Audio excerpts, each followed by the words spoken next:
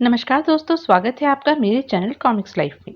शुरू करते हैं अनिल मोहन जी द्वारा लिखा गया देवराज चौहान सीरीज का एक और मजेदार उपन्यास किडनैप पार्ट 4। जुगल किशोर और रोनिका नहा धोकर तब आराम कर रहे थे जब सन सिंह भीतर आया। बाहर से खाना पैक कराकर लाया था। बर्तनों में डालकर खाना उन्हें भी दिया और खुद भी खाने लगा। खाने के बीच रोनिका ने कहा, आप हम पर खर्चा कर रहे हैं, ये पैसा हमसे ले लीजिए। हम? कैसी बातें करती हो बेटी? सन सिंह कह उठा। अपने बच्चों से भी भला पैसा लिया जाता है रोटी के लिए? रोनिका ने बहुत कहा। सन सिंह नहीं माना। ये अपने पास मौजूद 50,000 की गड्डी का सत्यानाश करके रहेगी। वे खाना खाकर हटे। रोनिका ने जुगल किशोर से कहा कि कम से कम वो बर्तनों को साफ कर दे। अपने बारे में उसने कहा कि ऐसे काम करने उसे नहीं आते। नवाब की औलाद है साली, मुझसे बर्तन साफ करने को कह रही है। तभी कल्लू वहां पहुंचा। गुस्से में भरा लग रहा था वो, जैसे मरने मारने के इरादे से आया हो।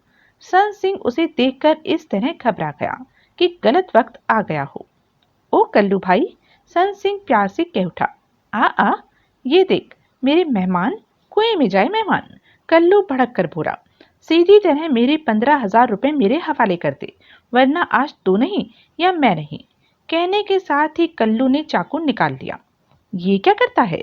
सन सिंह जल्दी से बोला, मेरे मेहमान आए हैं तो फिर आकर बातें करना। चाकू नहीं देखा तूने? कल्लू हाथ में पकड़े चाकू को हिलाकर बोला, आज मैं खाली हाथ नहीं जाऊंगा। मेरा 15,000 रुपया मेरे हवाले कर, नहीं तो तेरे शरीर के टुकड़े कर दूंगा। 6 महीनों में चक्कर लगवा रहा है, अब मैं नहीं रुक सकता। परसों मेरी बहन की शादी है, मुझे हर हाल में पैसा वापस चाहिए, वरना। सन सिंह हाथ जोड़कर कल्लू के पास पहुंचा। मेरी इज्जत का सवाल है कल्लू, मेरे मेहमान। कल्लू ने हाथ बढ़ाकर सन सिंह के सिर के बाल पकड़े और चाकू उसके पेट से लगा दिया। बोल, देता है 15,000? जुगल किशोर कुछ कहने लगा कि रोनिका कह उठी, ये क्या कर रहे हो तुम? इसकी जान लेने जा रहा? दिमाग खराब हो गया है तुम्हारा? जो तुम्हारे 15,000 नहीं फंसे, फंसे होते तो तुम्हारा दिमाग भी खराब हो जाता। कल्लू ने खतरनाक स्वर में कहा, छोड़ दो इसे, मैं तुम्हें 15,000 देती हूँ। हो गया मुहूर्त 50,000 की गड्डी का। कल्लू 15,000 लेकर चला गया। सन सिंह ऐसा मुंह बनाए बैठा रहा जैसे कल्लू की हरकत से उसे बहुत दुख पहुंचा हो। मैं माफी चाहता हूँ कि सन सिंह ने रो देने वाले स्वर में कहना चाहा। चुप कर, जुगल किशोर झल्ला उठा। 15,000 की ठुकवा दी और अब माफी? ये कैसी बातें करते हो जुगल? रोनिका ने टोका। 15,000 रुपया वो मेरा है, मैंने दिया, तुम क्यों? समझा करो रोनिका, इस वक्त जो कुछ भी है हम दोनों का है। जुगल किशोर ने खुद को संभाला। सन सिंह दुखियों की तरह मुंह लटकाए बैठा था। रात का वक्त था। कमरे में मध्यम सी रोशनी का बल्ब रोशन था। सन सिंह के घर में एक ही डबल बेड था जिस पर इस वक्त जुगल किशोर और रोनिका मौजूद थे। रोनिका नींद में थी, जबकि जुगल किशोर की आंखों में दूर दूर तक नींद नहीं थी।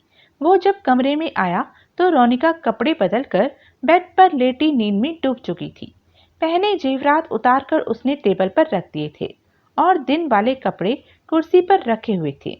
50,000 में से 15,000 कम हो गए थे।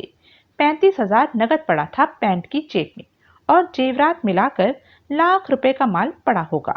जुगल किशोर सोच चुका था कि लाख रुपए का माल ही बहुत है। वक्त अच्छा था सारा माल लेकर निकल जाने का। सन सिंह सोफे वाले कमरे में दीवान पर सोया पड़ा था।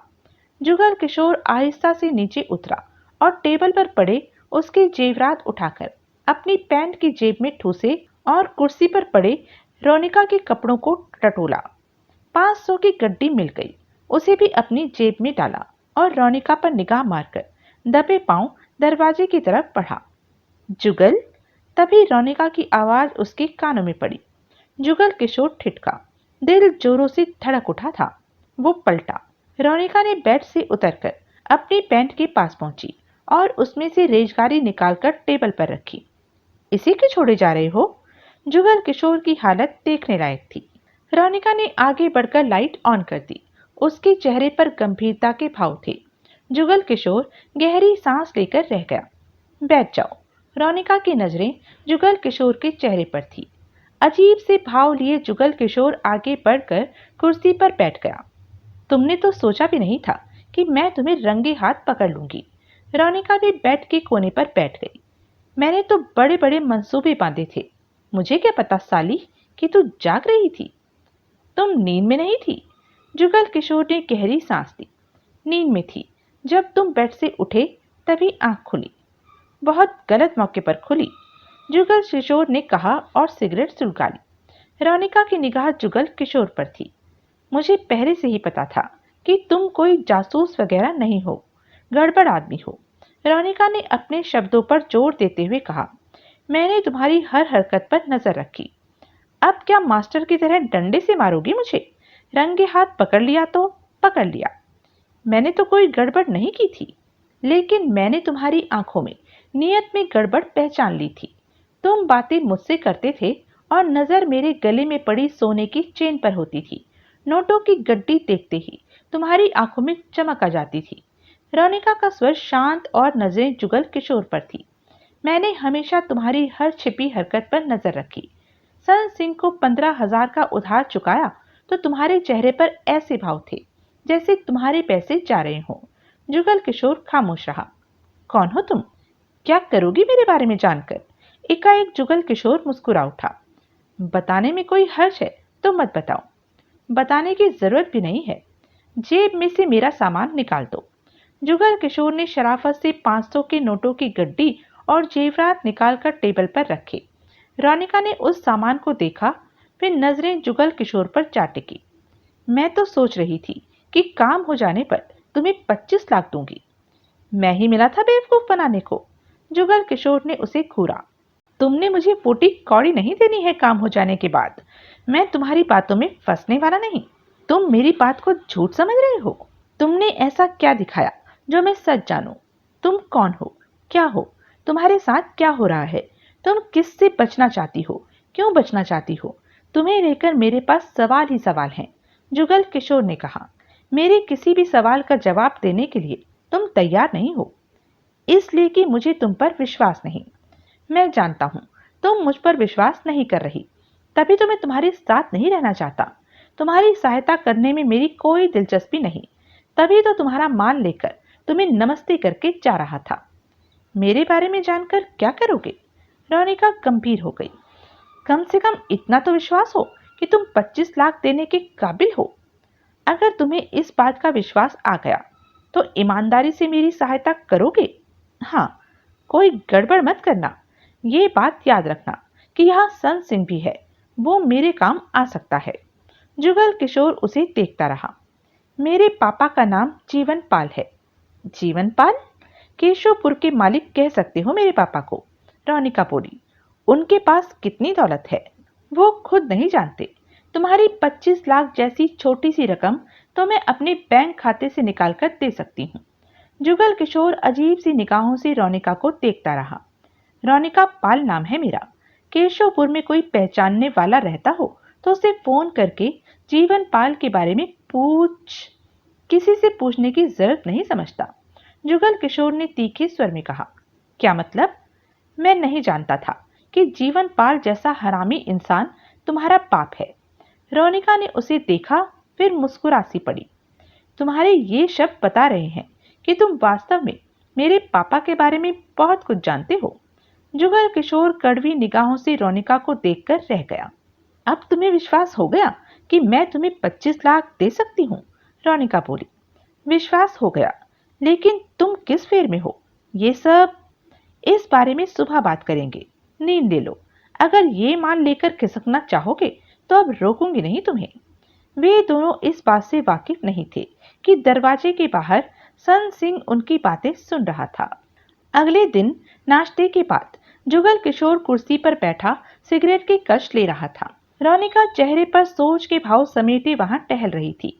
सन सिंह दया का पात्र बना, हुक्म के गुलाम जैसा दिखने का दिखावा करते हुए कमरे में एक तरफ बैठा था, परंतु पैनी निगाह से देख लेता रोनिका को कि वो जीवन पाल जैसे इंसान की बेटी है, जिसके पास बेहिसाब दौलत है और उसी दौलत की सख्त जरूरत है। नाश्ता बहुत बढ़िया कराया था सन सिंह ने। जाने कहां से गरम गरम पूरी छोले ले आया था। मजेदार रहा था नाश्ता। रोनिका, जुगल किशोर ने टोका। रोनिका ने ठिठक कर उसे देखा। इस वक्त तुम सुरक्षित जगह पर हो कि नहीं? तो अब बोलो, आगे क्या करना है? क्षणिक सोच के बाद रोनिका आगे बढ़ी और पेन से कागज पर फोन नंबर लिखा। ये मेरे पापा का पर्सनल फोन है, उनके कमरे में लगा है। उन्हें बता दो कि मैं यहाँ हूँ, भारी खतरे में हूँ। वो किसी तरह मुझे यहाँ से ले जाए, परंतु खुद लेने न आए। खुद लेने क्यों ना आए? केशवपुर से वो बाहर निकलेंगे तो उन लोगों को मालूम हो सकता है जो मेरी जान लेना चाहते हैं। तुम्हारी जान के दुश्मन केशवपुर में है, ऐसा ही समझो। मामला बहुत गहरा है बेटे जुगल। सन सिंह इस तरह सिर झुकाए बैठा था कि जैसे उनकी बात से उसे मतलब ना हो। जुगल किशोर रोनिका को सोच भरी निगाहों से देखता रहा। पापा से कहना कि जिसे भी भेजे विश्वास वाले बंदे को भेजे। यहाँ का पता मत बता देना। उनसे पूछ लेना कि कब फोन करूं, ये जानने के लिए कि किसे भेज रहे हैं। दोबारा जब वो बताएं कि बंदे को भेजने का इंतजाम कर दिया है तो तब बताना कि मैं यहाँ हूँ।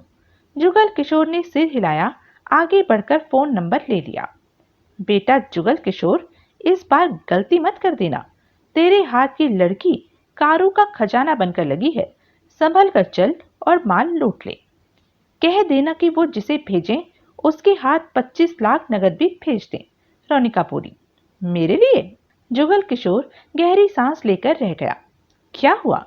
25 लाख जैसी बड़ी रकम को बर्दाश्त करने की हिम्मत इकट्ठी कर रहा हूं। तुम्हें फोन क्यों नहीं करती अपने पापा को? मैं यहां से बाहर नहीं निकलना चाहती। क्यों? क्योंकि जो लोग मेरी जान के पीछे पड़े हैं उन्हें मैं अच्छी तरह जानती हूँ कि वो कितने खतरनाक हैं। लेकिन वो तो मुंबई में रह गए, हम तो यहाँ रतपुर में। उनके हाथ बहुत लंबे हैं, तुम नहीं समझोगे। रोनिका बेचैन हुई। तुम पापा को फोन? तभी जुगल किशोर ने अपने कपड़ों में फंसा रखा लिफाफा निकाला। ये वो ही लिफाफा था जो शुरू से ही रोनिका के पास देखा जा रहा था, जिस पर मजबूती भरे ढंग से चौड़ी टेप चिपकी थी और जिसकी हिफाजत के लिए वो शुरू से ही चिंतित थी। उसे जुगल किशोर के हाथों में देखते ही चौंकी। तुरंत लपक कर उसके हाथ से ले लिया। उसे अच्छी तरह चेक किया, परंतु वो वैसे ही बंद था जैसे उसने बंद किया था। ये तुम्हें कहाँ से मिला? बेड पर से। तब तुम बाथरूम में नहा रही थी। क्या है ये? जुगल किशोर ने पूछा। तुम्हारे काम की चीज नहीं है, पापा को फोन करके आओ। जवाब में जुगल किशोर ने कुछ नहीं कहा। कोई सोच उसके मस्तिष्क में नहीं उभरी। तभी खामोश दयनीय हाल में बैठा सन सिंह कह उठा। ये मामूली सा फोन मैं कराता हूँ, कोई जरूरत नहीं। जुगल किशोर ने उसे घूर कर देखा। तुम? जुगल, सन सिंह ये फोन कराएगा। रोनिका बोली। तुम मेरे पास ही रहो। ये? तुम इस पर इतना बड़ा विश्वास कर सकती हो? तुमने तो कहा था कि विश्वास करने से ही पैदा होता है। रोनिका ने सिर हिलाकर कहा। लेकिन सन सिंह, तुमने सुन लिया होगा कि मेरे पापा से कैसे बात करनी है। हाँ बेटी, समझ गया। सफेद बालों वाला ही सफेद बालों वाले से अच्छी तरह बात कर सकता है। जुगल, फोन नंबर वाला कागज सन सिंह को दे दो। जुगल किशोर नहीं चाहता था कि सन सिंह का दखल इस मामले में हो। सन सिंह पीछे रहे, इस बात का दबाव रोनिका पर नहीं डाल सकता था। सोनू भाटिया, रतपुर का 32 वर्षीय दादा। एक ही बार में ढेर सारी दौलत कमा लेने की तमन्ना बरसों से मन में थी, परंतु कहीं भी ढंग का हाथ नहीं लगा था। रतपुर में दबदबा था उसका। जरूरत पड़ने पर अपने काम के ढेरों आदमी इकट्ठे कर लेता था। जिससे मतलब होता उसके गले लग जाता था। बहुत कम ही धोखेबाजी पर उतरता था। 2 शादियां कर रखी थी और दोनों बीवियां साथ ही रहती थी। बच्चा कोई नहीं था। सोनू भाटिया की एक बीवी सन सिंह की मुंह बोली बहन बनी हुई थी। सोनू भाटिया से तो उसका ब्याह बाद में हुआ था, बहन पहले से बनी हुई थी। इस नाते सोनू भाटिया सन सिंह को थोड़ी बहुत इज्जत करता था। इस वक्त सन सिंह सोनू भाटिया से बात कर रहा था। ये जगह सोनू भाटिया की ऐसा ठिकाना थी कि जहां से वह अपने कई तरह के गैर कानूनी काम संभालता था। ज्यादा लोगों को इस जगह के बारे में नहीं मालूम था। बोले संते, कैसे आया? फायदा कराने आया हूं। सन सिंह मुस्कुराया। फायदे की बात करके 2-4 हजार लेगा, यूं ही ले ले। सोनू भाटिया ने कहा। क्यों बेकार का ड्रामा करता है? मेरे में इतना दम नहीं, छोटे हाथी मार सकता हूं, वरना ये फायदा मैं ही उठा लेता। ऐसी बात? सोनू भाटिया ने उसकी आंखों में झांका। हाँ तो बोल। जीवनपाल का नाम सुना होगा? वो केशवपुर वाले जीवनपाल की बात तो नहीं कर रहा? वो ही। तेरी उससे क्या रिश्तेदारी बन गई जो जीवनपाल जैसी मालदार आसामी का जिक्र करने की जरूरत पड़ गई? रिश्तेदारी तो तेरी भी बन सकती है। बोल बोल, कैसे? वो अपनी दोनों बेटियों को कहीं छिपाकर पढ़ा रहा है कि उसके किसी दुश्मन की निगाह उसकी बेटियों पर न पड़े, उसका कोई बुरा न कर दे। दोनों बेटियां जीवनपाल की कमजोरी हैं। ये खबर मेरे पास बहुत पुरानी है। नई खबर क्या है? सोनू भाटिया की आंखें सिकुड़ी। वो भी बताता हूँ। ये बता, जीवनपाल की बेटी तेरे कब्जे में आ जाए तो तू क्या करेगा? सोनू भाटिया की आंखें सिकुड़ी। ये बात है। बता, क्या करेगा? दो में से एक काम, या तो उससे शादी कर लूंगा, सोनू भाटिया एकाएक मुस्कुराया, या उसे वापस करने के बदले तगड़ी रकम वसूल करूंगा। मैं दौलतमंद बनना चाहता हूँ। कहाँ है जीवन की बेटी? मेरे को क्या मिलेगा? सन सिंह ने गंभीर स्वर में कहा। इतना तो तेरे को मिल ही जाएगा कि जब तू मरे तो 1,00,000-2,00,000 पीछे छोड़ जाए। ठीक है, जीवनपाल की बेटी रोनिका इस वक्त मेरे घर पर है। तेरे घर पे? सोनू भाटिया के चेहरे पर अजीब से भाव उभरे। पूरी बात तो बता। सन सिंह ने सब कुछ बता दिया। फोन नंबर लिखा कागज भी टेबल पर रख दिया। ये जीवनपाल के खास फोन का नंबर है। होठ सिकोड़े सोनू भाटिया ने कागज उठाया और फोन नंबर को देखा। तू जा संते, जीवनपाल की लड़की का ध्यान रख, वो वहां से निकले नहीं। उसे वहां रोके रखने का बहुत बढ़िया रास्ता है कि जब वो जुगल किशोर के साथ बाहर निकले तो उस पर नकली हमला करवा देना। तब वो यही समझेगी कि उसकी जान लेने वाले रथपुर आ चुके हैं। फिर वो मेरे घर से बाहर नहीं निकलेगी। अपने 2 आदमी मेरे घर के बाहर निगरानी पर लगा दे। ऐसा ही करता हूँ। 10,000 दे दे। जीवनपाल की बेटी की सेवा करना आसान काम नहीं है। महंगा खाना खाने की आदत है उसकी। सन सिंह को 10,000 दिया तो वो फिर आने को कहकर चला गया। तब पहला फोन गया सोनू भाटिया का जीवनपाल को। जीवनपाल, मैं सोनू भाटिया। कौन भाटिया? तेरी बेटी रोनिका मेरे पास है। वो मेरे से शादी करना चाहती है। 2 बीवियां पहले भी मेरे पास है। सोचता हूँ तीसरी बीवी भी रख लूं। फिर सोचता हूँ तीसरे का क्या करूंगा। जानता नहीं मेरे को जो तू ऐसी बात कर रहा है? जीवन का कठोर स्वर उसके कानों में पड़ा। जानता हूँ, तभी तो ऐसी बात कर रहा हूँ। 9 महीने बाद जब अखबार में खबर छपेगी कि वो मेरे बच्चे की माँ बन गई, मेरी ब्याहता है, तो तब तू क्या कर लेगा? कुछ भी नहीं कर सकेगा, समझा क्या? जीवनपाल की तरफ से कोई आवाज नहीं आई। फोन नंबर भी तेरी बेटी ने दिया है।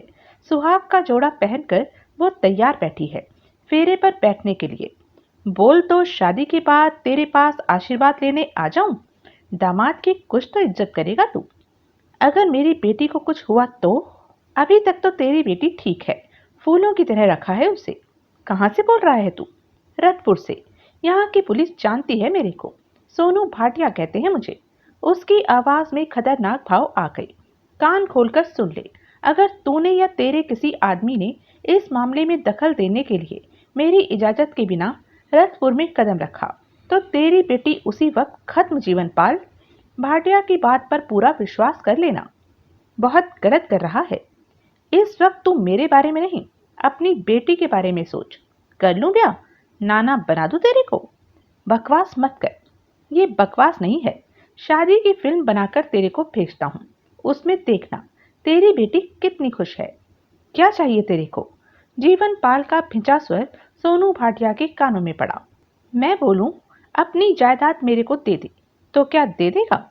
जीवनपाल की आवाज नहीं आई। इसलिए ये मत पूछ कि मेरे को क्या चाहिए। मेरे को तो सब कुछ चाहिए। तू अपनी कह, क्या देता है? 5 लाख। तेरी माँ ने तुझको पागल ही पैदा किया या पैसा कमाने के बाद पागल हुआ है? तेरे को बोलने की तमीज नहीं? बात करनी तेरे को आती नहीं। इतना बड़ा आदमी है तू, केशवपुर को कब्जे में कर रखा है। कितना पैसा है तेरे पास, तेरे को खबर नहीं। और अपनी बेटी की वापसी की कीमत 5 लाख लगाता है। 5-10 लाख तो मैं यूं ही दान कर देता हूँ। 50-50 लाख की ड्रग्स हर महीने पुलिस पकड़ लेती है। मेरे को सड़क छाप समझता है क्या? 5 लाख के बदले 15 करोड़ बोलता तो मैं सोचता। सुन, तेरे को कल कोरियर से तेरी बेटी के ब्याह की वीडियो फिल्म मिलेगी। मजे से वो फिल्म देखना। जो 5 लाख तू मेरे को देना चाहता है, उस रुपए के लड्डू बंटवा देना केशवपुर में। क्या नाम बताया तूने? जीवन पाल की आवाज आई। सोनू भाटिया। लिख कर रख ले, नहीं तो मेरे को मालूम है तू फिर पूछेगा। क्या चाहिए तेरे को? सही सलामत मेरी बेटी को वापस करने के लिए। सीधा बोलूं या मोल भाव करेगा तू? सीधा बोल। 6 करोड़, नगद नहीं, हीरो की शक्ल में। 6 करोड़ ज्यादा? भाजी खरीदने वाली बात मत कर। तू अपनी बेटी को वापस लेने के लिए बात कर रहा है। सीधा बोल रहा हूँ। 6, 5 नहीं होगा। 6 करोड़ के हीरे चाहिए। सोनू भाटिया की आवाज में खतरनाक भाव आ गए। बहुत अच्छी तरह मालूम है मेरे को कि तू खतरनाक आदमी है। मेरे से बहुत ज्यादा खतरनाक है। मेरे पास कमाल दिखाने वाले बंदे भरे पड़े हैं, लेकिन अपनी ताकत बेटी लेने से पहले और बाद में भी मुझ पर इस्तेमाल करने की कोशिश मत करना। मेरे पास भी फौज है। वैसे भी एक बार ज्योतिषी ने मेरे को बोला था कि जब तू मरेगा तो 51 को साथ लेकर मरेगा, और उसमें जीवन पाल नाम का आदमी भी होगा। ये नहीं मालूम कि उस ज्योतिषी ने सच कहा था या झूठ। ये तो आने वाले वक्त में ही पता चलेगा। तेरा क्या ख्याल है? ज्योतिषी सच बोला था, झूठ बोला था? जीवन पाल का भिंचा स्वर कानों में पड़ा। मतलब कि तू 6 करोड़ के हीरे भेजने को तैयार है? मैं खुद लेकर आता? ये गलती मत करना। खुद आएगा तो अपने साथ अपनी बेटी को भी मुसीबत में डालेगा। मैं नहीं चाहता कि इस मामले में रतपुर की पुलिस की नजरें मेरी तरफ उठें। पहले ही बहुत लफड़ा रहता है। क्या कहना चाहता है तू? यही कि तू इधर को मत आना। जब तक तेरी बेटी रतपुर में है, तू रतपुर आने को भूल जा। चुपचाप किसी एक को भेज दे 6 करोड़ के हीरे के साथ। वो हीरे देगा, तेरी बेटी को लेगा वापस तेरे पास। मेरा फोन नंबर नोट कर ले। रतपुर में घुसते ही मेरे को फोन मार लेगा। ये काम इतना आसान नहीं है जितना कि तुम समझ रहे हो। साफ बोल। मेरी हरकतों पर नजर रखने वाले बहुत हैं। अखबार का मालिक सुदर्शन सेठी हाथ धोकर मेरे पीछे पड़ा है।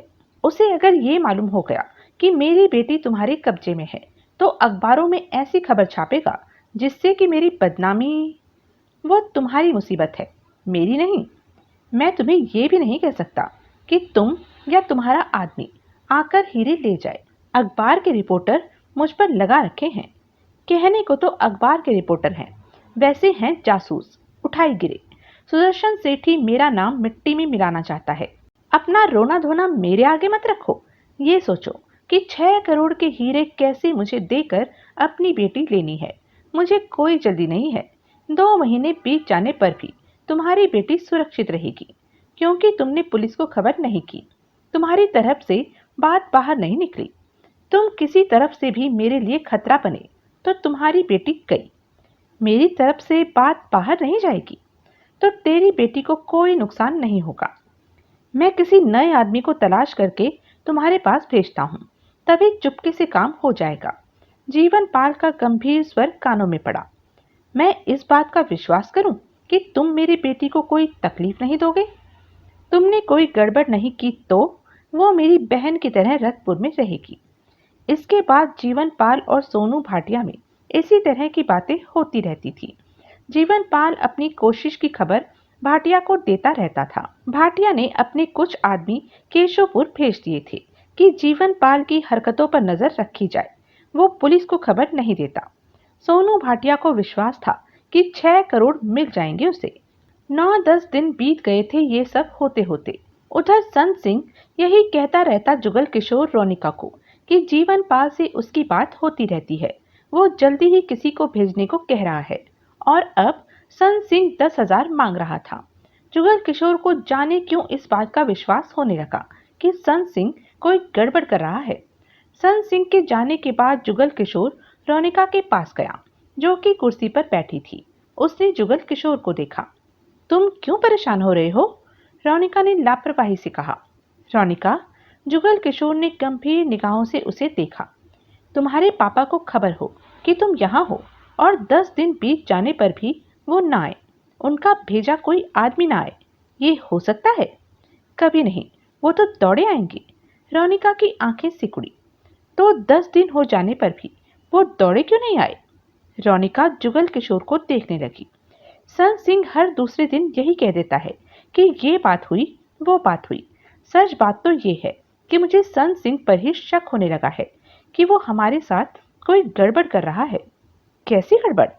ये तो मैं नहीं जानता, जुगल किशोर ने शब्दों को चबाकर कहा। मेरी बात मानो तो कहूं क्या? अपने पापा को तुम खुद फोन करो, बात करो, या मुझे कहो कि मैं उनसे बात करूं।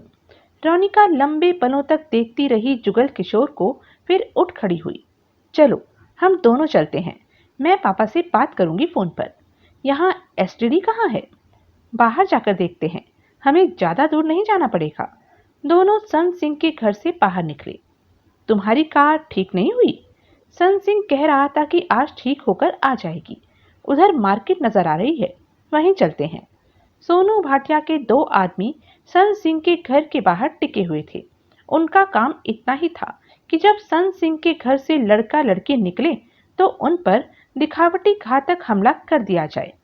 उन दोनों ने उन्हें एक तरफ जाते देखा। करे हमला?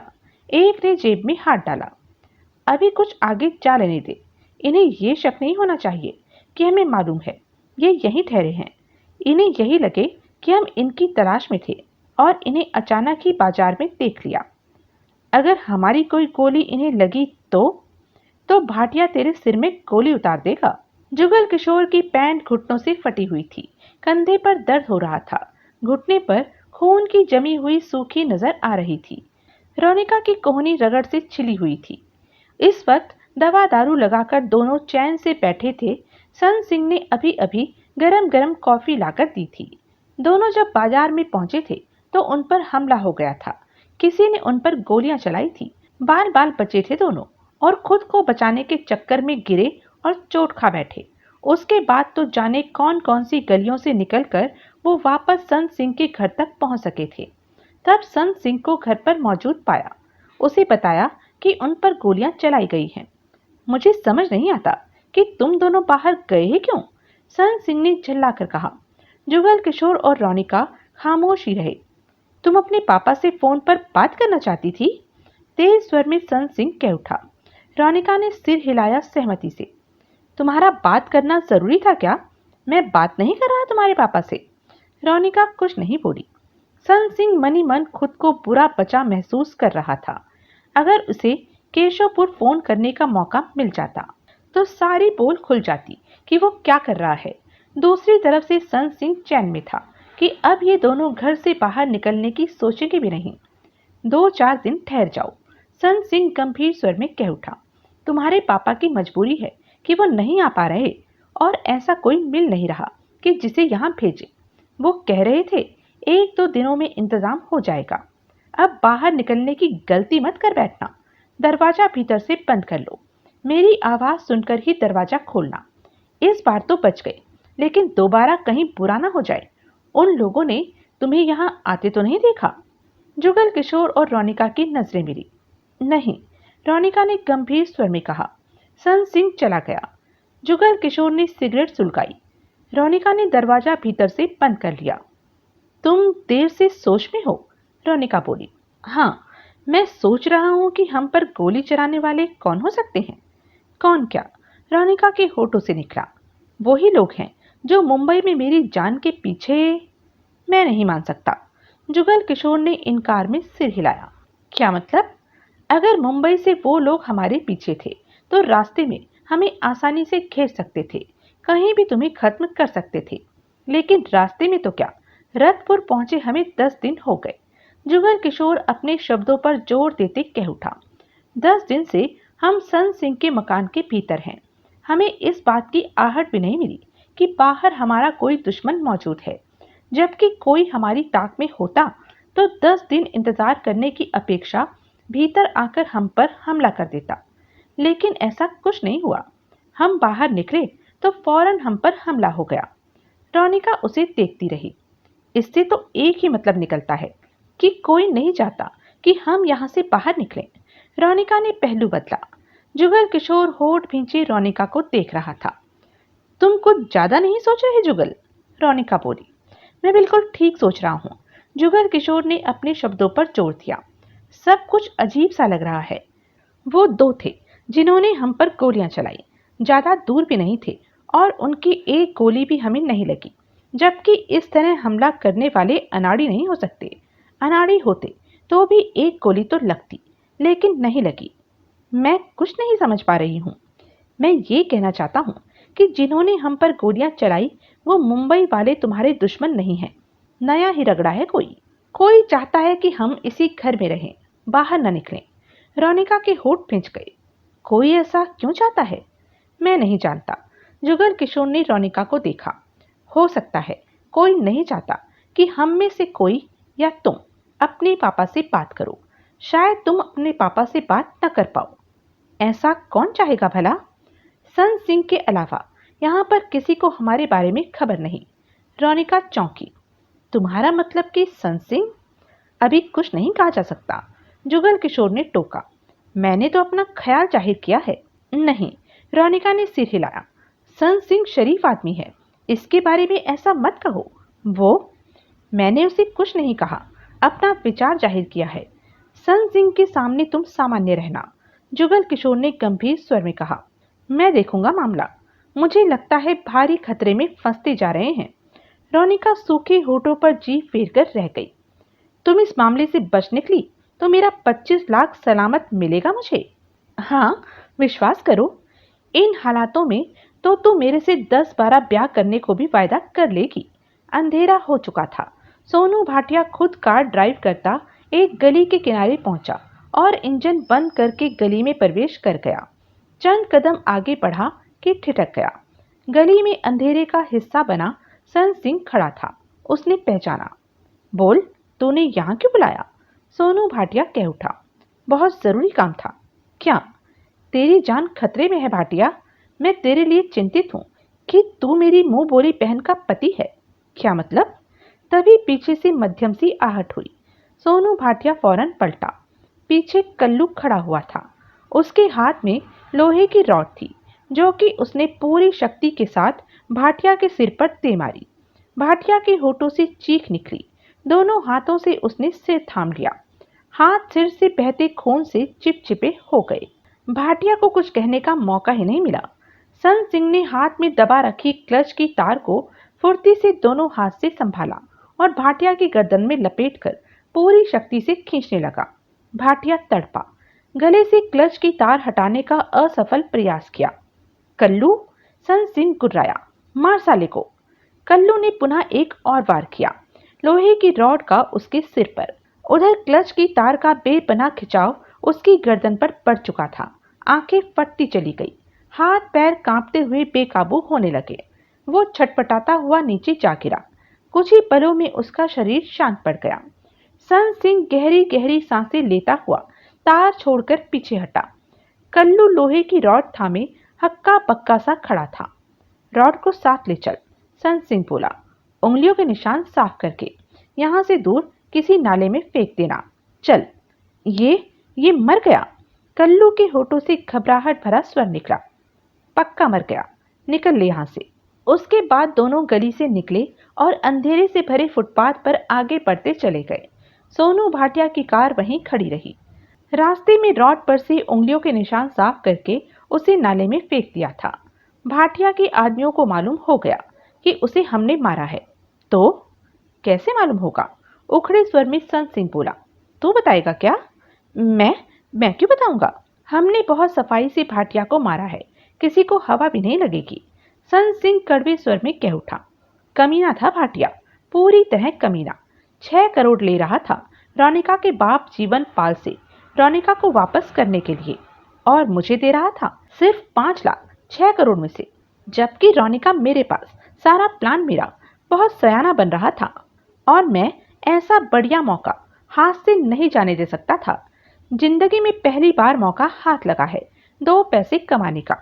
अब क्या करेगा तू? मैं संभालूंगा सारा मामला। सन सिंह दांत भींच कर बोला। तो फिक्र मत कर, जीवन से माल लेने के बाद हम भाई बनकर रहेंगे, मौज करेंगे। चलते चलते कल्लू ने सूखे होठों पर जीभ फेरी। लेकिन लेकिन ये मामला तेरी औकात से बड़ा है सन सिंह। मुखिया से बात कर चुका हूँ, आधे आधे पर वो मेरे साथ है।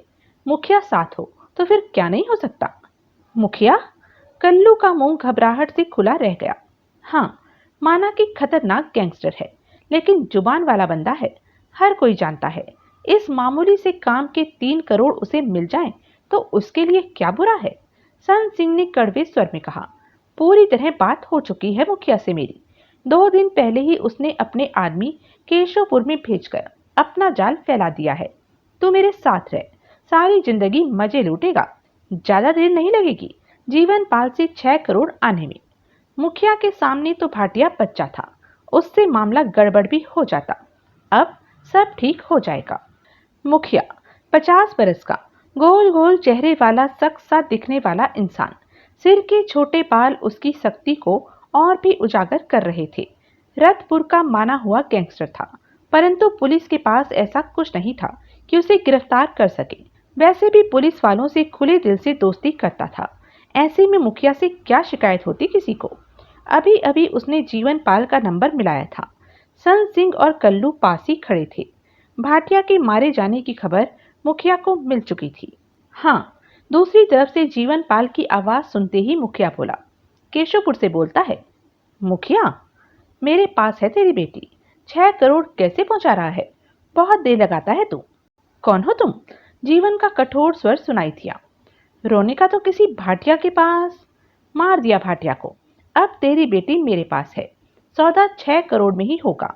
1 करोड़ बड़ा नहीं रहा। किसी को कानो कान खबर ना हो कि तू ये सौदा मेरे से कर रहा है। जुबान बंद रख के अपनी बेटी की सेहत का ख्याल रखना। उधर से आवाज नहीं आई। सुन रहा है क्या? मेरी बेटी तुम्हारे पास है। पोस्टर छपाऊं क्या? रोनिका से मेरी बात कराओ। मैं विश्वास कर लेना चाहता हूँ। कि विश्वास दिलाने के लिए तेरी बेटी की लाश भेजूं क्या? अच्छी तरह गले मिल लेना। रोनिका तुम्हारे पास है, तो मुझसे बात कराने से तेरी को क्या इतराज? मैं जुबान पर सौदा करता हूँ जीवनपाल, कहकर धोखा नहीं करता। तेरे पैसे को मैं बाद में हाथ लगाऊंगा। पहले तू अपनी बेटी का पूरा मेडिकल चेकअप करा लेना। तेरे से हरी झंडी मिलेगी तो 6 करोड़ चेक करूंगा, समझा क्या? जीवनपाल की गहरी सांस लेने की आवाज आई। किसी को कानो कान खबर ना हो। एक बंदा आए, पैसे दे जाए, रोनिका को ले जाए। गलत हरकत मत करना। मेरे आदमी पूरे केशवपुर में फैले तुम पर नजर रख रहे हैं। नहीं विश्वास तो मेरे खिलाफ हरकत करके देख लो। मैं कोई गड़बड़ नहीं करूंगा। थका सा सर सुनाई दिया जीवनपाल का। पैसा कब पहुंचा रहा है? पैसा तैयार है। मैं किसी ऐसे इंसान की तलाश कर रहा हूं जो काम कर सके। मैं नहीं चाहता कि पुलिस को इस बात की खबर लगे और रोनिका की जान खतरे में पड़ जाए। समझदार है। जब तेरा आदमी पैसा लेकर चले तो मुझे मालूम हो जाएगा। सब काम जल्दी करना। कहने के साथ ही मुखिया ने रिसीवर रखा और सन सिंह को देखा। फिक्र मत कर, साला अपनी बेटी को पाने के लिए जल्दी नोट देगा। उसकी बेटी रोनिका को संभाल रखा है। वो ठीक ठाक है मेरे घर पर। खिला पिलाकर उसे मोटा कर। मुखिया ने दांत फाड़े। बेटी को देखकर बाप ये न कहे कि वो कमजोर हो गई है, उसे खिलाया पिलाया नहीं। उधर सन सिंह इसी तरह जुगल किशोर और रोनिका को टाले जा रहा था कि आजकल में जीवनपाल रोनिका को लेने आने वाला है। सन सिंह कुछ वक्त निकालना चाहता था। पापा को कह दिया था कि उसके यहाँ होने की बात किसी से ना करे। रोनिका बोली, चिंता मत करो बेटी, मैंने सब समझा दिया था। जैसा तुमने कहा था मैंने वैसा ही कहा। बसई का फोन आया देवराज चौहान को। कुछ देर पहले ही आशाराम और प्रमोद सिंह किसी को लेकर आए हैं। बसई ने कहा। मतलब कि शिकार आ गया? देवराज चौहान गंभीर था। हाँ। कहाँ पर? इस बार जीवनपाल ने नई पार्टी को अपने फार्म हाउस में रखा है।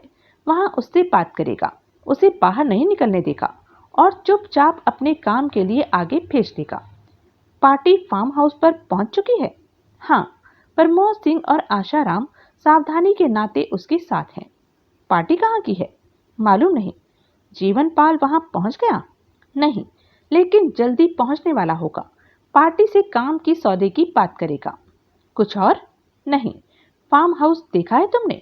कभी भीतर गए हो? एक बार गया था। भीतर के रास्ते मालूम है? हाँ। मेरे पास आओ और कागज पर फार्म हाउस के भीतर के सारे रास्ते के बारे में बताओ। अभी आया। देवराज चौहान ने रिसीवर रखा। तभी फोन की बेल बजी। हेलो। देवराज चौहान ने रिसीवर उठाया।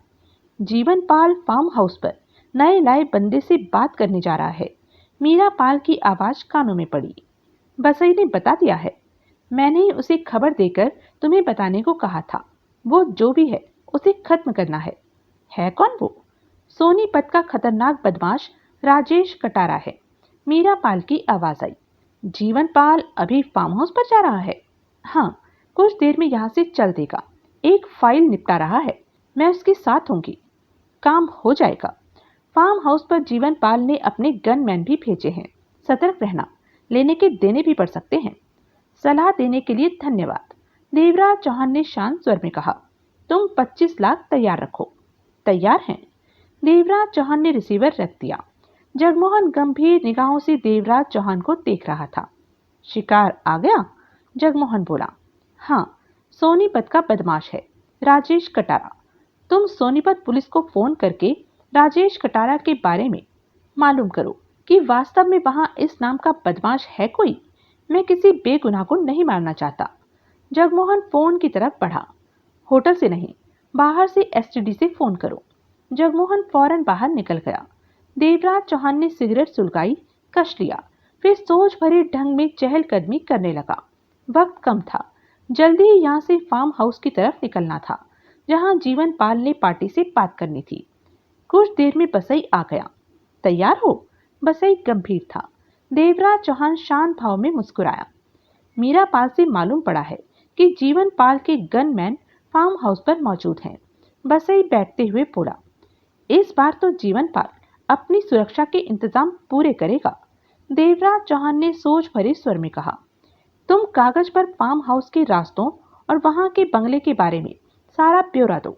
जल्दी करो। बसई ने जेब से कागज पेन निकाला। जगमोहन कहाँ है? आने वाला है। तुम अपने काम की तरफ ध्यान दो। देवराज चौहान ने आगे बढ़कर सिगरेट को एश ट्रे में डाला। जिस पार्टी को लाया गया है वो कौन है? कहाँ से आई है? उसका नाम? मीरा पाल से पूछा था। मुझे नहीं बताया उसने, लेकिन जो भी होगा आशाराम और प्रमोद सिंह किसी खतरनाक को हिलाएंगे, क्योंकि जीवन पाल का काम खतरनाक लोग ही पूरा कर सकते हैं। कहने के साथ ही बसई कागज पर फार्म हाउस के रास्तों और बंगले की जानकारी भरने लगा। जगमोहन ने भीतर प्रवेश किया। सोनीपत का नामी और खतरनाक बदमाश है राजेश कटारा। जगमोहन ने कहा। मैंने पुलिस वाला बनकर पुलिस से बात की। 3 दिन पहले उसे 2 आदमियों के साथ देखा गया। उसके बाद उसके बारे में कोई खबर नहीं।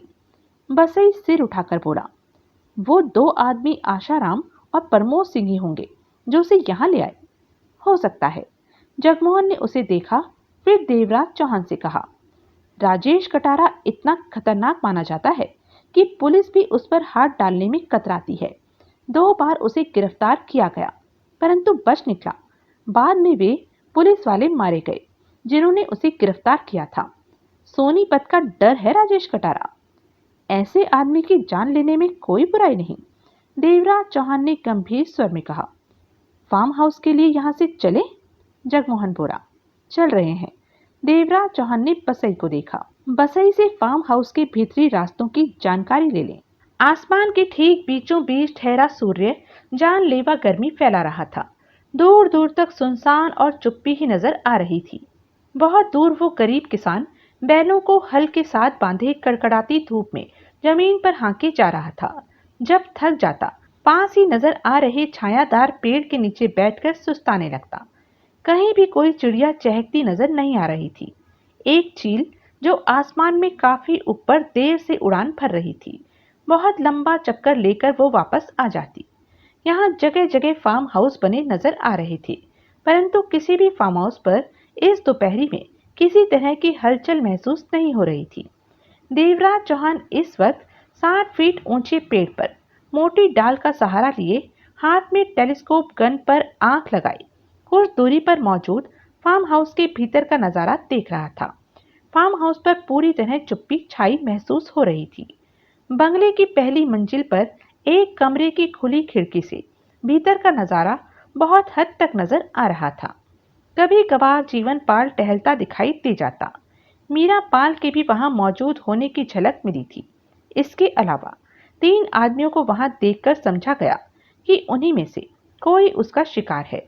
अगर शिकार के बारे में मालूम होता तो अब तक उसका निशाना ले चुका होता, परंतु मालूम नहीं था कि कौन सा उसका शिकार है और कौन आशाराम परमोद सिंह है।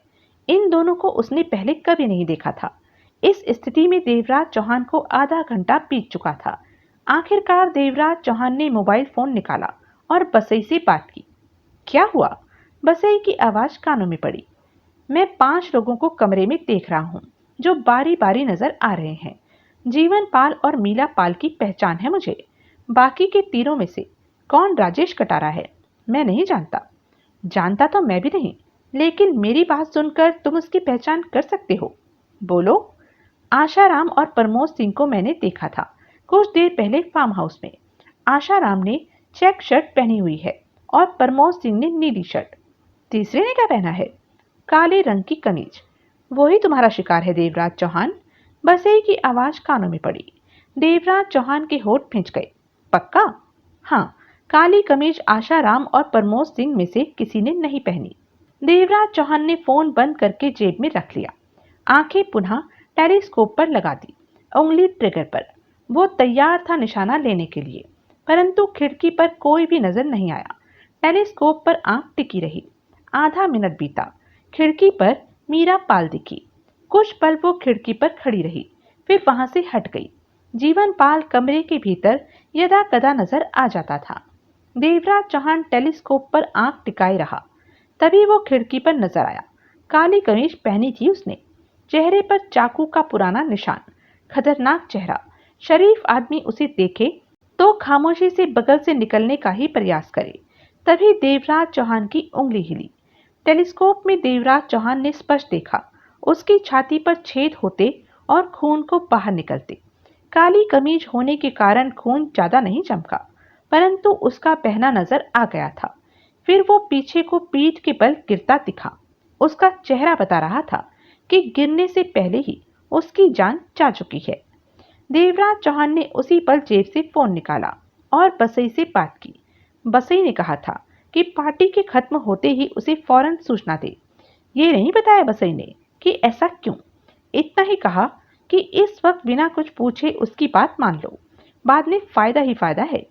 बसई बराबर हर काम में साथ दे रहा था, इसलिए देवराज चौहान ने उसकी बात मानने में कोई बुराई नहीं समझी। हाँ। बसई की आवाज कानों में पड़ी। तुमने कहा था खबर कर देना। देवराज चौहान ने सपाट स्वर में कहा। ओह, काम हो गया? हाँ। तुम? बाकी बातें फिर। तुम सावधानी से नीचे उतरकर कार तक पहुंचो। जगमोहन को भी लेते आना। इसके साथ ही उधर से बसई ने फोन बंद कर दिया था। देवराज चौहान ने फोन बंद करके जेब में डाला और नीचे उस तरफ देखा जिधर जगमोहन था। वो वहीं खड़ा था। उस खिड़की पर नजर मारी, वहां कोई नहीं दिखा। फिर वो गन थामे सावधानी से पेड़ से नीचे उतरने लगा। इस बात का पूरा ध्यान रख रहा था कि पेड़ से हिले नहीं। जीवन पाल, मीरा पाल, आशाराम और प्रमोद सिंह हक्के पक्के से सामने पड़ी लाश को देख रहे थे। मीरा पाल की आंखों में न नजर आने वाली चमक थी और जीवन पाल की आंखों में दरिंदगी के भाव नाच रहे थे। दांत भिंच चुके थे। आशाराम और प्रमोद सिंह हक्के पक्के गुस्से से भरे काली कमीज वाले की लाश को देखे जा रहे थे। आंखों में अविश्वास था कि यहाँ पर कोई इसका कैसे निशाना ले सकता है। खिड़की बंद करो, जीवन पाल गुर्राया। गोली उधर से आई है, लेकिन फार्म हाउस से बाहर से चलाई गई है। कोई भीतर आने की हिम्मत नहीं करेगा। प्रमोद सिंह सावधानी से आगे बढ़ा और खिड़की के पल्ले बंद कर दिए। हैरानी की बात है कि मैं जिसे भी अपने काम के लिए तैयार करता हूँ उसे कोई गोली मार देता है।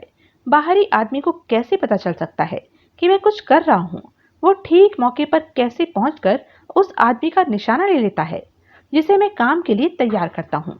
और तो और मेरे दुश्मन को भी मालूम होता है कि मैं कहाँ पर कितने बजे मुलाकात कर रहा हूँ। गोली चलाने वाला बाहर ही होगा, उसे पकड़ा जा। आशाराम ने कहना चाहा। कोई जरूरत नहीं। जीवन पाल ने खा जाने वाली निगाहों से आशाराम को देखा। जो यहाँ तक आकर गोली मारने की सोचेगा वो निकल जाने का रास्ता पहले ही तैयार रखेगा। ऐसा कब तक चलेगा? मनमोहन सिंह कह उठा। कोई हमारे इंतजाम के आदमियों को मारता? एक बात आपने किसी को भी नहीं बताई, मीरा पाल गंभीर स्वर में कह उठी, कि आप किसी आदमी को अपने काम के लिए तैयार कराकर उससे क्या काम लेना चाहते? तुम 12वीं बार ये सवाल पूछ चुकी हो, जीवन पाल ने उसे घूरा, जबकि मैं ये सवाल ही सुनना नहीं चाहता। ये मेरी पर्सनल बात है, इससे तुम्हें कुछ भी लेना देना नहीं। मीरा पाल ने मुस्कुराकर सिर हिलाया। नाराज क्यों होते हो? मैंने तुमसे जोर जबरदस्ती नहीं की। तुम नहीं बता रहे तो यकीनन न बताने लायक ही बात होगी। पाल साहब, प्रमोद सिंह बोला। आप? तभी जीवन पाल के मोबाइल पर फोन की बेल बजी। उसने जेब से फोन निकाला और उसकी स्क्रीन पर चमकते नंबर को देखा। कुछ पलों तक उस नंबर को देखता रहा। हेलो, फिर उससे बात की। जीवन पाल? बसई का स्वर कानों में पड़ा। हाँ, होठ भिंच गए जीवन पाल के। समझदारी तो इसी में है कि हम में जो बात हो उसका आभास तेरे पास खड़े आशाराम, प्रमोद सिंह, तेरी बीवी को भी ना हो, वरना नुकसान तेरा ही होगा। बसई की आवाज में सख्ती थी। बोल। तो अपने काम के लिए जितने भी बंदों का इंतजाम करेगा वो इसी तरह मरते रहेंगे। जीवन पाल के होठ भिंच गए। कहता रहे, हम तेरे कष्टों को दूर कर देंगे। तो एक से ज्यादा हो तुम लोग। सुनता रहे, अगर मेरी बात पसंद हो तो मानना, नहीं तो नहीं। तेरे सारे काम हो जाएंगे, हम करेंगे। उससे पहले तू अपने सामने खड़े तीनों को बोल दे कि अब तेरे को किसी बंदे का इंतजाम नहीं करना। ये मामला यहीं खत्म। ऐसा क्यों? क्योंकि हमें काम देने वाला इन तीनों में से ही कोई एक है। बसई की आवाज कानों में पड़ी। जीवन पाल के होठ भिंच गए। समझा क्या? समझ गया। अब क्या करेगा तू? जो तुमने कहा। तो तीनों को फार्म हाउस से निकाल दे। तू वही रहना, बेशक रात हो जाए, वही रहना। गनमैनों को भी चलता कर दे। सब ठीक पाया तो हम तेरे से आकर मुलाकात करेंगे। मंजूर है। जीवन के दांत खिंच गए। दूसरी तरफ से बसई ने फोन बंद कर दिया था। जीवन पाल ने फोन जेब में रखा, चेहरे पर गंभीरता थी। किसका फोन था? मीरा पाल कह उठी। जीवन पाल ने तीनों को देखा, फिर कुर्सी पर बैठता हुआ बोला, तुम लोग जाओ, मुझे अकेला छोड़ दो। क्या मतलब? मीरा पाल के होठों से निकला। फार्म हाउस पर आपका अकेला रहना ठीक नहीं। आप? गनमैन तो है यहाँ, प्रमोद सिंह कह उठा। उन्हें भी यहाँ से जाने को कह दो, जीवन पाल ने कहा और सिगरेट सुलगा ली। इसकी लाश को यहाँ से उठाकर केशवपुर से बाहर फेंक देना। लेकिन बात क्या है? आप क्या? मीरा पाल ने कहना चाहा। अभी कोई सवाल मत पूछो, बाद में तुम्हारी बात का जवाब दूंगा। तभी आशाराम ने पूछा, किसी और का इंतजाम करें पाल साहब? इस बार हम और भी सतर्कता। रहने दो, मैं ये मामला यहीं खत्म कर देना चाहता हूँ। जीवन पाल ने गहरी सांस लेकर कहा, कोई हाथ धोकर पीछे पड़ा है कि मैं जो काम करना चाहता हूँ वो ना कर पाऊँ। सुदर्शन सेठी की हरकत हो सकती है ये, विश्वास के साथ कुछ नहीं कह सकता। यही सोचा है मैंने कि अपनी कोशिश को यहीं छोड़ दूं। आप तो हार मान रहे हैं, आशाराम तेज स्वर में कह उठा। एक मौका और दीजिए। हम? जीवन पाल ने इनकार में हाथ उठाकर हिलाया। नहीं, मैं ये बात यहीं खत्म कर देना चाहता हूँ। इस लाश को उठाकर ले जाओ। मीरा पाल बंगले पर पहुंची ही थी कि फोन की बेल बजी। चेहरे से वो भारी तौर पर बेचैन हुई थी कि जीवन पाल को उस वक्त किसका फोन आया। ऐसा उसे क्या कहा गया कि उसका व्यवहार बदल गया? वो वहां फार्म हाउस पर क्यों रुक गया और सबको वहां से क्यों वापस भेज दिया? हेलो, मीरा पाल ने उलझन में डूबे रिसीवर उठाया। मैडम, बसई की आवाज आई। काम हो गया है? हाँ, मीरा पाल के होंठ हिले। वो 25 लाख के लिए कह रहे हैं। खान से ले लेना, अभी फोन कर देती हूँ। मीरा पाल सोच में डूबी बोली, और देवराज से कह देना कि अब उसकी जरूरत नहीं, फिर कभी जरूरत पड़ती तो याद करूंगी। मतलब कि मामला खत्म? हाँ, यानी कि देवराज चौहान कोई दूसरा काम पकड़ ले। ओके मैडम, मैं अभी देवराज चौहान से कह देता हूँ, खान से 25 लाख ले लूंगा। एक काम करना बसई। क्या मैडम? जीवन पाल फार्म हाउस पर है, वो वहां किसी से मिलने वाला है।